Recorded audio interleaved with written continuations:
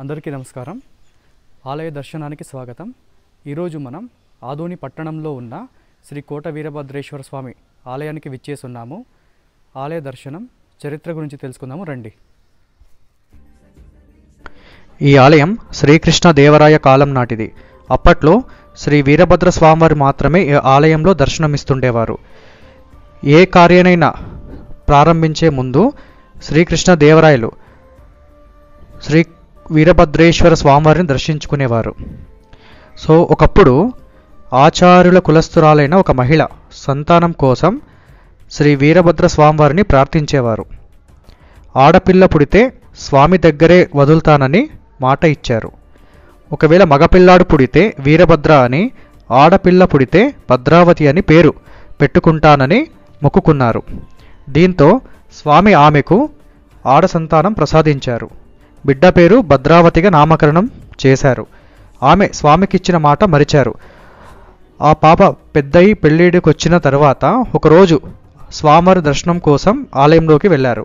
పూజ చేసుకొని తిరిగి వస్తున్నప్పుడు సీసా ఆలయంలో మర్చిపోయారు. సో ఆ పాప నేను వెళ్ళి నూనె సీసా తీసుకొని వస్తానని చెప్పి ఆలయంలోకి వెళ్ళారు. వెళ్ళిన ఆమె ఎంతసేపు అయినా తిరిగి రాలేదు. సో తల్లి కంగారుగా ఆలయంలోకి వెళ్ళి చూస్తే వీరభద్రేశ్వర స్వామి పక్కనే ఇంకొక మనకు విగ్రహం దర్శనమిస్తున్నారు. వారే భద్రకాళి అమ్మవారు. సో అప్పుడు ఆ తల్లి తాను ఇచ్చిన మాట మర్చిపోయానని క్షమించమని వేడుకున్నారు.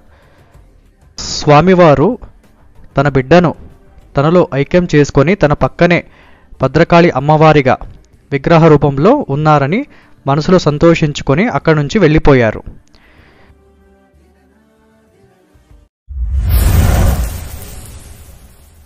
ధనుర్మాసంలో శ్రీ వీరభద్రస్వామి ఆలయ ప్రాంగణంలో వెలిసిన శ్రీ ముద్దు మల్లికార్జున స్వామి చూస్తే అచ్చం శ్రీశైల మల్లికార్జున స్వామిగా దర్శనమిస్తారు. స్వామివారిపై కేవలం ధనుర్మాసంలో మాత్రమే సూర్యకిరణాలు పడతాయి. 20 ఏళ్ల క్రితం వరకు ప్రతి పౌర్ణమి రోజు వీరభద్రస్వామి ముద్దు మల్లికార్జున స్వాములను ఓ పాము దర్శించుకొని వారి మెడకు చుట్టుకొని ఉండేదని పెద్దలు చెబుతారు.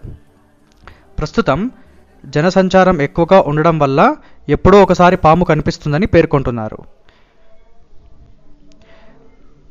ప్రతి సంవత్సరం వీరభద్ర స్వామివారికి మహోత్సవాలు జరుగుతాయి.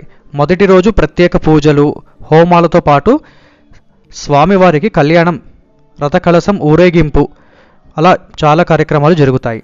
మరుసటి రోజు రుద్రాభిషేకం, సాయంత్రం మహారథోత్సవం ఉంటుంది. జనాలు కూడా తండోపతండాలుగా వచ్చి స్వామివారి దర్శనం చేసుకొని వెళ్తూ ఉంటారు.